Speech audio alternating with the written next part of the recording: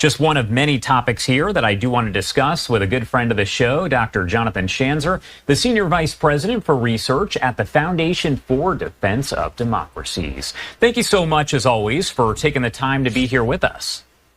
My pleasure. All right, so first off, I do want to ask you about the classified documents leak. Now that we have a little bit more information here on what may have happened, can you tell me, do you think it's going to impact Israel's retaliatory attack on Iran? And of course, that retaliatory attack in retaliation for 180 ballistic missiles that were fired by Iran at Israel earlier on this month. Yeah, look, I think the leak has had a couple of immediate and then maybe one or two long-term impacts. The immediate impact was that Israel put off its strike, reportedly, what we're hearing today, that perhaps it was a couple of days delay. From what we're hearing right now out of Israel, we may be actually approaching the moment. There was, I think, some thinking that maybe they'd wait until after the elections. That doesn't seem likely right now. I get the sense that the Israelis would like to do this sooner rather than later. But I think the leak did have an immediate impact of pushing off the strike by a couple of days. I think, though, that there is a bigger problem here at play, and that is that the trust between the two countries may be eroded a bit. There's a sense within Israel that perhaps information that they've been providing or perhaps that the U.S. has been collecting is going to be used against them in some way. And this is, of course, this comes on top of a series of other incidents where, for example, the administration began withholding weapons from Israel out of fears of possible humanitarian crises in Gaza. Warnings about strikes in Lebanon, even though Israel had sustained something like 8,000 different rocket and missile attacks from Hezbollah. In other words, the Israelis feel like they're having their hands tied and their information leaked or revealed. That's not a good combination. And so I think right now all eyes are on the FBI. The FBI is looking into what happened with those leaks. They're trying to figure out who leaked it, what the motivation was. I think that's going to be important in order to reset ties with Israel. But in the meantime, again, we do get a sense that the Israelis are preparing for the inevitable. There's no way they're not following through with this strike on Iran.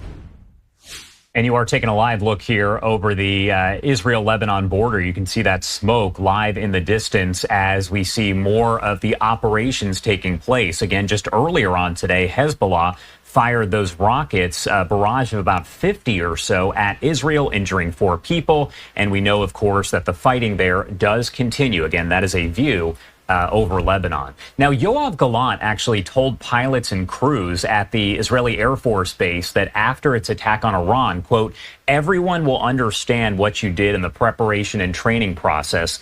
What do you take away from that statement?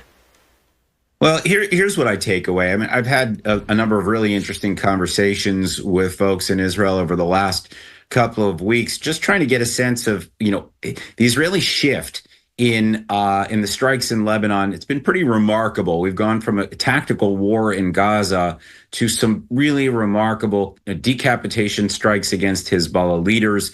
Of course, everybody remembers those exploding pagers and walkie-talkies. It really does look like the Israelis are pulling off some really remarkable operations.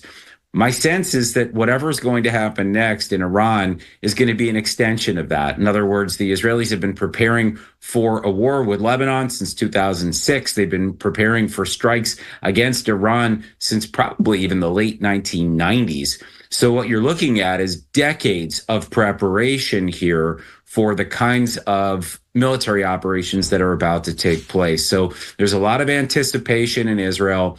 They have trained a ton. Their pilots are ready for this. The crews back home, the intelligence, the refueling planes, all of these things that we're hearing about right now, this has been part of a long-term planning process. We obviously don't know all of the specifics about what's going to go into this forthcoming strike, but there's a lot of anticipation in Israel after years of prep.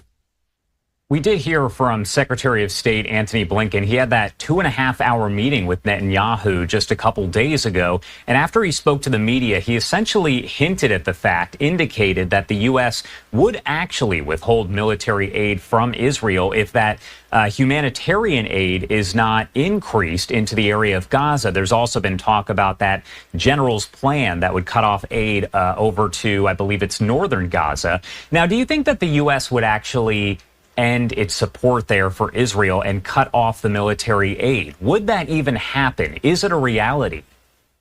Look, here's what's going on. And I think we need to be really clear about this. We are in the throes of an election cycle here in the U.S., and that is having a significant impact on what the administration says about Israel, about this war. We know that within the president's party, there are those that are very unhappy about this war. I think perhaps more specifically, they're unhappy about the administration's support to Israel. There is a faction, it's vocal, it's small, and they have made sure that everybody knows exactly what they think. And this has been going on now for 13 months. This administration, I think, is looking to do some signaling to that sector of the party. And I think they really want to do this in the lead up to these elections. Is there a humanitarian crisis in Gaza? Look, it's not a pleasant place to be, but I don't think that we've seen any indications that the Israelis have deliberately forced a problem upon the people of Gaza that would prevent food from coming in, that would prevent vaccines from getting in. We know that there's been a polio vaccination campaign as well. This, I think, is some serious virtue signaling to the American electorate with a couple of weeks left before our election. Now, what does that mean? We don't know right now. I think part of it may really come down to who wins.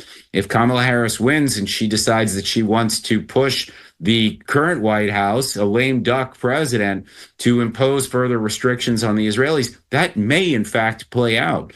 If Donald Trump wins, who knows? But I think that right now they're weighing their options. But in the meantime, I do think we have a sense anyway from this White House that they're going to be supportive of the forthcoming strikes in Iran. I think they're generally supportive of Israel's campaign against Hezbollah in Lebanon because I think they know that there's really no choice for Israel after sustaining thousands and thousands of rockets. And really, the Israelis had been restrained by the administration for the vast majority of the last 13 months. The Israelis were being told not to respond. Eventually, it had to give. There was no choice in the matter for Israel as they lost 150,000 people were forced from their homes in northern Israel. It was unsustainable from the Israeli perspective. I think the real question right now is after Sinwar's death in Gaza, after Hamas is essentially declared a spent force, how much more fighting does Israel have to do in Gaza, and how much can the administration prevail upon the Israelis to simply walk away from what is now probably going to be deemed a mid or low-level insurgency? Blinken also mentioned this quote-unquote new framework that he says is in place, so to speak, being discussed there for a hostage release ceasefire deal. But we've heard this a lot over the past several months. So is this likely anything new? Well, there are a couple of different things that are in play right now, and I think we need to just, unpack each one of them. One is a broad framework that would see the release of 101 hostages in exchange for perhaps even a permanent ceasefire. I question whether that's feasible because I'm not sure that anybody actually knows where all 101 hostages are now that Sinwar is dead. He, I believe, was the one person or one of the few people that actually knew where everyone was. And so it may be complicated to get a full all-encompassing deal done that sees the release of all the hostages. There's another framework. The first framework is actually being pursued by the head of the Mossad, and I think a lot of the other kind of the consistent players here, the Qataris, the Egyptians, the CIA. The second framework is the Shin Bet. That's the internal security services in Israel. They're trying to get let's say a 2-week ceasefire in exchange for 5 hostages released. that may be more feasible given the fact that, we can't identify the one person that knows where all the hostages are. So 5 is probably way more realistic than 101. There's the other sort of track that's happening at the same time, which is that the former CEO of SodaStream, this company that's based in Israel, he is actually calling for the release of any hostage. Anyone that brings a hostage forth and gets them out of Gaza will get a $100,000 bounty and amnesty. And that's interesting too, because I think, that's a way of appealing to the people of Gaza, who I think obviously are tired of this war. They are, I'm sure, eager to just get past this and start to work towards reconstruction, and maybe wouldn't mind getting out of Gaza too. And so it'll be interesting to see how that works. I would just argue one more track should be considered, or perhaps 2 more. One track would be perhaps $1 million bounty for Mohammed Sinwar. This is the brother of Yahya Sinwar, the fallen leader of Hamas, the one who was killed just a few days ago. The brother is now running the war in Gaza. And I think a bounty for him, if somebody were to come forth and provide information on where he is, that would probably really be the last blow to Hamas in terms of having, just wiping out that top leadership in Gaza. I think it would be total chaos from there at a military level. But there is one more play that I think we have here in the United States, and this should be something embraced by the White House and perhaps embraced by some of our Western allies. A lot of the Hamas leaders are based in Qatar. In Qatar right now, we have a major air base. We have what we call a major non-NATO alliance with the Qataris.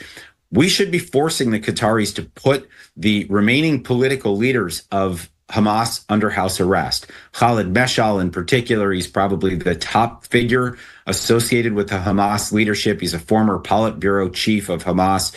If he were to be put under house arrest, and if he were to be put in front of an Al Jazeera camera, and if he were to declare the fighting over, if he were to declare a surrender on the part of Hamas, and if he were to call for the release of all of the hostages, that would be a major moment, a major turning point in the war. So I think bottom line is we're looking at a lot of different options here for trying to get to a ceasefire. It's not like there's only one. It's really just a question of political will, maybe a little bit of cash, certainly a bit of psychological operations. All of those things I think should be in play right now for an administration that, from all indications, is very eager to end the war before Biden's presidency is over. All right, Dr. Jonathan Schanzer, as always, thank you so much for taking the time to join us here. Anything else you want to add about a lot of different topics here before I let you go? I would just add this, that the war with Hezbollah is probably the most underreported war right now as we look at an election cycle and Sinwar's death and an impending strike on Iran. Look, what's happening between Israel and Lebanon is steady escalation. It's obviously the Israelis are not at war with the people of Lebanon or the government of Lebanon. This is Hezbollah. This is Iran's most powerful proxy. They have a lot of deadly weapons that they have yet to use on the battlefield. The Israelis are doing everything they can to minimize the damage that Hezbollah could bring in what has already been a very damaging war. No one is even talking about the amount of damage that the Israelis have sustained in the northern part of their country, but it is unsustainable for them.